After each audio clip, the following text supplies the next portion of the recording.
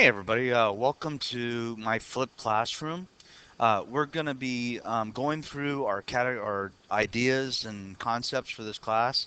Your lessons are going to be presented in a video, and you're simply going to watch that part at home, take notes, make sure that you understand that content, answer a few questions at the end, bring that in for credit, and then we'll spend a big bulk of our time processing the material in class so that you leave with a much deeper understanding of math than you ever had. So again, we're going to be looking at videos. Those are available at Munson Math, which you can search on YouTube and find them. When you get there, you'll see under the home page, there's several tabs at the top or in the middle there, just underneath where it says Months of Math. It says Home, Videos, Playlists, and so on. You will always go to my original home page and then press Playlists. Okay? Then from there, you should be going and finding the videos. Okay? If you look closely, the videos are in these playlists and they're designated by their different units. We're going to be in Unit 1. And so your videos will be for this first unit under Geometry Unit 1. Now, what's really cool about being in a flipped classroom is you can look ahead. You can go and find videos that are to come and start working and processing ahead and allowing you to become an expert in the class. As well as when you're struggling or as we review for a test or whatever, you can go back and rewatch these short videos to regain content that you might have missed. And if you're absent, you might have in the past missed a lesson in class. Now you don't. You go home, while you're at home sick, you watch the video and you stay right up with us. You return to my class completely in line with where everybody else is at. That's just great stuff. I'm going to have you take notes in a very specific way for this class, okay? I'll be kind of hitting on this in the first few videos, and then I'm just going to assume that you're doing it. The reason I'm going to have you take notes in a certain way is a couple of things. One is there's going to be times where I have you pull out your notes and I'm going to give you credit. They're going to have to be in a certain way for me to quickly and easily discern if you took notes and if you did it correctly. So the method here is called Cornell University method, and it's a hybrid of it. You'll see what I mean as we move forward. So here's a notebook. You could have this notebook set up any way you want. It's kind of has a fold down the middle here. And so what you're going to do is the very first thing is you're going to draw a line across the top and a line down the side. And this is where questions are going to be presented. And these are your notes. And so you would write the title to these notes.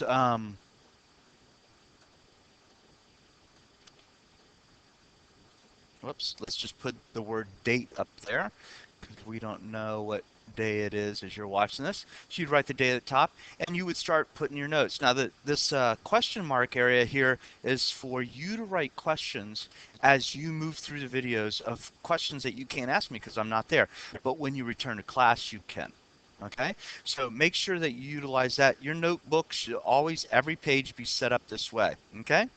Now you might find that your notes are being taken all the way through here and you're going to continue them over here. So you just start the line and you continue your thing. And so here you go. You might finish your notes. And then what I'm going to have you do is I'm going to have you draw two lines like this. And this is where you're going to write a summary of what it is that you just wrote. That'll be part of your thing. And then you'll just draw another line at this point and you can put the little thing there and you can say 1.1 basic geometry. And then you put the date and you're off and running to the next one. This allows you to find your information very quickly and move through it. All right, let's get started with this. Pull out some paper or pull out your notebook. This is going to be a bound, spiral notebook or a bound notebook. And at the top, just write Unit 1, Basic Geometry. And then you can have that line going across, a place for your question mark, and we're off and running. Okay, now in my videos you'll see usually on this very first page something that kind of pertains to what we're going to be learning. That's not part of your notes. That's just kind of a picture or a scene. Sometimes it's even random. All right, here we go. We're going to talk first of all about solving equations. So let's go ahead and do this one together. Now there's a lot of ways for me to do this and which way I'm going to put the x's. I like to try to keep my x's positive, so I'm going to set it up that way and just keep on working. And I'm going to change that into a +4. Now, if I had not caught that, that would be a great place for a question like, how did you get the -4 there? I caught it. Now, I do make mistakes when I'm doing my math, and I want you to know that, okay? And so if you think it's just been a mistake, write yourself a question. But if it's a question about like, how do you do this? That's another great place to put a question over on the left-hand side.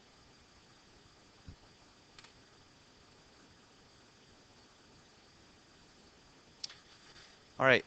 Now, if you notice, I always draw that little reduction bar or a simplification bar, okay? I really strongly advise that you do that. Keeps track of stuff. Now, typically we write the letter, then the number, but we'll always circle our answer. Now, if it was me, I'm just going to draw the line for the question bar. That's a little short because I might not use that whole page. Now it's time for you to try it. So I'm going to put up an equation just like that. And what I'm going to do is say, put me on pause now and work this problem on your own. Okay, so when I say that, I really do mean for you to put it on pause. This is a time for if you were to look at this and go, yeah, I know how to do that. That's called an illusion of confidence. And then you get into class and you find out you really don't know how to do it. But I want to build real confidence. So you're going to put me on hold or pause, just pause, push the pause button, and then you're going to work this problem on your own and you'll see this unfold in other problems as we go along. And then you're just going to simply come back and I'll play out me showing how to do it. We'll check our answers together and you'll have a confidence that you know how to do it. So go ahead and hit the pause button and come back and check it out. And there you have it. We'll go ahead and circle our answer. Now, it's a fraction, big deal. You're in geometry now, right? You're probably at least a freshman and you can deal with fractions, all right? So don't be scared about that. Now, again, I'm going to have this paper like this at times, and so where I'm putting this stuff is irrelevant, okay? So I put some stuff on the left and then on the right. You might have just continued on because you had room underneath it. That's where I'm putting it doesn't pertain to your paper per se, okay? So we're going to look at reducing radicals. Now, at the end of each of these videos that you're going to watch, there's going to be some do-it problems. And those do-it problems are basic ideas in which you should be able to come in next class showing mastery of after watching these lessons. So when you go to do the do-it problems, it's not a you try them and you see if you get them right or whatever. If you're not sure how to do it absolutely correctly, then you should go back and watch the videos. I'm talking here about reducing radicals, and I'm here to tell you at the end of this video, there is going to be a homework question, a question that you're going to prove your mastery of reducing radicals. So I'm reminding you how to do this. If, as we go through a concept, you feel like you need a more in-depth explanation of it, then it is your responsibility to take care of that before next class. Now, you could come and see me after school. You could go on Google and type in, reducing radicals and find people that have a video that's heavier in content of reducing radicals. Now, since this is a review, we're not going to go into great depth, okay? I'm just going to simply show you and remind you. Now, this is how I do this reducing radicals. What I do is I look for perfect squares. Numbers like 4, 9, and 16 are perfect squares. Because when I take the square root of that perfect square, it comes out to be a nice number, like 2, 3, 4, 5. And so if I take the perfect square 36 and take the square root of that, I end up with 6. 20 is not a perfect square. If I take the square root of 20, it turns out to be a decimal. So this is not going to be in our list. So looking at our example here, what I'm going to do is I'm going to create two radicals. And I'm going to go looking for a perfect square, something in green there, and the list goes on and on and on, that goes into 48. Well, I know 4 is a perfect square that goes into 48. And so 4 times 12 gives me 48. Square root of 4 times the square root of 12 gives me square root of 48. Square root of 4 reduces down to just a 2. And now I have 2 times the square root of 12. Now what I know is square root of 12 actually has another perfect square inside of it. There's another 4 in there. And so the square root of 4 can be reduced down to just a 2. And basically I have a 2 times a 2 times the square root of 3, which ultimately equals 4 times the square root of 3. All right, now it's time for you to try it. All right, see if you can go and take the square root 27, find a perfect square that goes into it, set it up just like I did. If there is a perfect square that goes into it, you write two radicals, and then just keep on simplifying it. Okay? Put me on pause, come back and check your work. And there we have it. Okay? Let's move on. All right, let's remind ourselves how to solve an equation like this. We do have equations with square terms in them that are much more complicated than this, but at this particular juncture today, I just need you to look at where the x's, the thing that's in the equation has a square term. There's no other x's in it except for those square term x's. So let's solve this equation real quick. So the object is get the x squared term by itself. If you remember, you take the square root of both sides because the square root and the square cancel each other, and you're left with x equals 25. Okay? All right, there you have it. Go ahead and solve that equation. Put me on pause. Come back and check your work.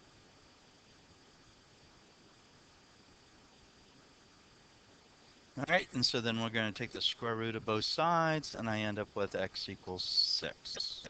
All right, fantastic. Let's move on. So it's not very common that I include two sections in one video, okay? In Unit 1, we have some very small sections, and so they really are just too quick and easy for a video. It would take 10 days for this if we did one video at a time. So this next section is called 1.1, Points, Lines, and Planes. And so what I need you to do is just realize that when you see this happen, this means that it's time for you to stop in your notes and do something special. So what you would want to do is draw a line wherever you're at on your page and now write a summary. Okay? Take a pause for a second and just write a summary what you've learned so far. So put me on pause and write your summary and then come back. And my words might be different. You might see that I will have something different than yours in the sense of including something that you didn't, and you can always add it later. Okay, so that's what I have. Now, listen, this is really important. I'm not going to typically be writing the summary for you. I'm modeling what I need you to do, okay? So I just wrote this video, reviewed solving equations, reducing radicals, and solving equations that have squared terms. I might use words that you would not have. That's the important part, is that you put it in the terms that you would use, okay? So make sure you're doing that summary at the end of each video. I might remind you in the first few videos, hey, write your summary at the bottom of your page now. But in any case, the way your brain works by doing this summary, it's going to solidify what you just learned, and it's going to have a huge, huge difference in your understanding of the material. Okay, so you're going to go ahead wherever you're at after your summary. You're going to draw this other line and highlight the idea that you're starting a new video. Don't forget to put your date. We always do that. Now, here's the interesting thing. Today's notes for this 1.1 is basically going to be taken by you adding words and dealing with vocabulary words that you got a sheet for. So you should, at this point, have a sheet that you got in class that has vocabulary words on it, and you're going to just simply add that information to it as we go through it here in this video. So in this particular video, on this particular section, you're not going to be putting any notes into your notebook over this for now. And so go ahead and pull that sheet out. If for some reason you've lost that or you were not in class and didn't get it, you just simply go to the description box below this video on YouTube, and there'll be a link there for the document. Open that up, print it, and then come back and start writing, start continuing with the video and putting the information in. Okay, so you should have this document, and what's really interesting about this is if you look on the other side of this page, you'll see the word written on the top part here. It'll say words, a word or phrase, okay? So what's going to happen is as we fill this thing out, each one of these blocks has a key word or key phrase that we're dealing with, and you're going to go over to the other side and write that, okay? So basically, on this other side of the paper, in this particular first one, you're going to write the word point. Okay? And so what that allows you to do is cut along here and then you can just leave the top on this one, but you cut along the top of this thing, and this becomes a note card. Don't cut here because you don't want it to come off. You want it to hinge it. So you're going to fold this over the left-hand side to cover the words, and you'll see the word point looking at you, and it'll allow you to kind of start checking your vocabulary words and making sure you understand them. Okay, so we're going to go through this relatively quickly. Just put me on pause as you need to. So in this first line here, in geometry, a point is undefined, which means it's assumed you understand what a point is without a definition. We just have to start with some basic words. You can think of a point as a location, a point that has no size, okay? So here's an example of a point, and so if I wanted to say, hey, look at over at point P, I could write the word point, P, capital letter, all the time, or in a sentence I could have a symbol with a dot and then a P, and that stands for the word point P, okay? Next up, and enlarge it here, is the word line, okay? So over on this other side, on the back side of this document, you're going to write the word line. In geometry, a line is undefined as well. It contains an infinite number of points, which we just talked about. You can think of it as a straight path that extends in two different opposite directions, right? Okay, very good. So I would talk about a line, the symbol, if I was writing in a sentence, I could talk about line AB, right? I pick two of the points and I draw a line above.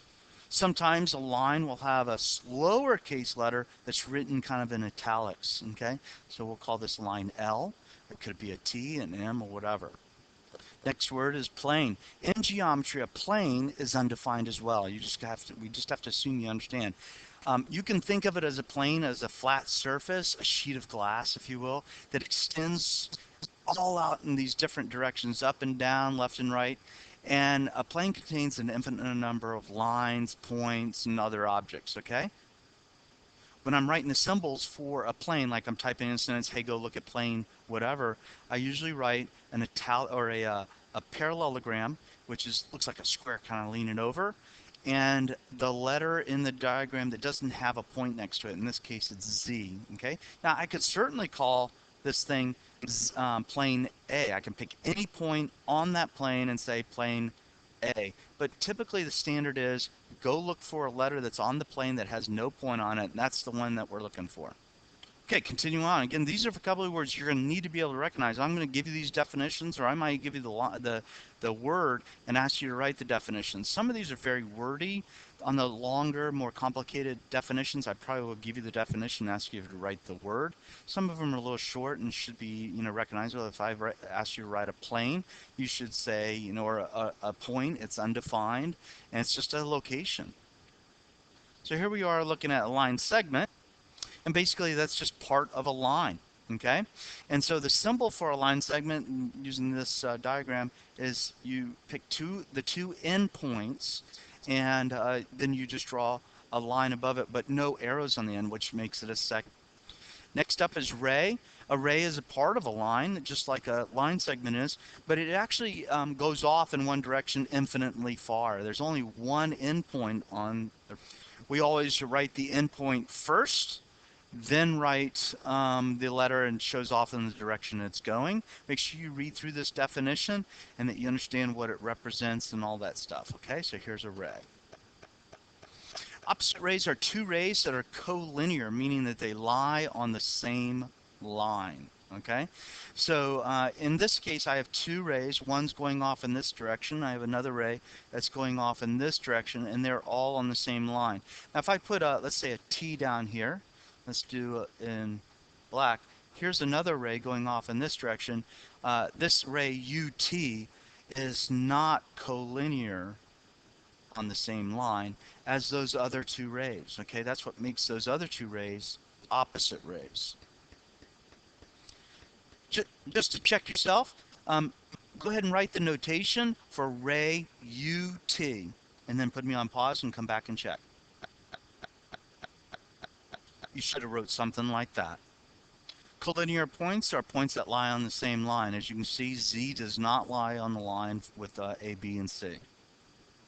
So that's a good example. I might ask you, hey, list some collinear points, or I might say, is this point collinear with these other points? And you have to understand what collinear means. If you look at it, you see the word line right in it, right? So it means that they lie on the same line. So I didn't write my arrows there just to see if you'd remember to do it without me prompting you, okay? If you didn't do that, just put me on pause, go and write the keywords on the other side so that when you can cut the along the lines, and create these cards, they'll fold back over and cover up our definitions, and you'll have them as a study guide. So we just had collinear, which talk about a line. The next word is coplanar. These are objects that are coplanar. They lie in the same plane. So we're talking about coplanar objects.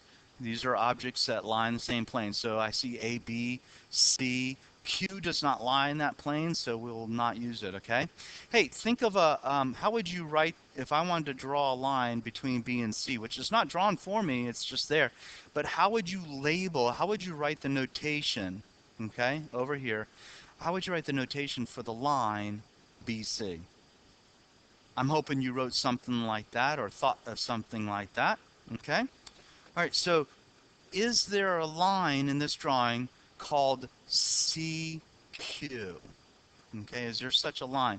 And so what I want you to know is that line does exist. It's just not drawn for us. If I wanted to draw it, I would draw it like this. I'd just draw it through C and Q. And, you do your best job, right?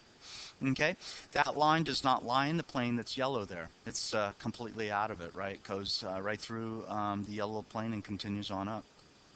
And the next one we're going to deal with is called a postulate, but we're not going to write it in. We're actually done with our notes for this video. So now it's time for our try it or our do it problems where you're going to actually on another piece of paper, don't tear it out of your notebook, go and grab a loose piece of paper, 3-ring binder paper, whatever, and you're going to put together what I call your do it problems. So you're going to have this 3-ring binder paper, right? And what you're going to do is at the top of this is you're always going to write down the name of what this do it problem set is. You're going to turn this in for credit if I ask for it, okay?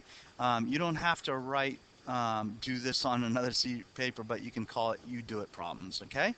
Make sure you correctly identify who you are, the date and the period. And so in this particular video, we have, oops, I have no 5, so don't worry about that. But we have 8 problems. That's actually a little lengthy, to be honest. We usually have 3 to 5 problems, but because we're covering 2 different sections, a little bit lengthier. You might be looking at this and seeing it on your video at home or on your mobile device being really small print. And so typically I will have a full page showing all the problems, and then I'll make it larger and scroll through it, and that's what I'm going to do now. And what you do is you just pause it, do a problem, and as I scroll to the next one, you do it and pause it. And so here we go through that process. You can just put it on pause, and each time you do a problem, just start it back up and pause again. I'm going to start the scrolling so you have a chance to see them all in a large format.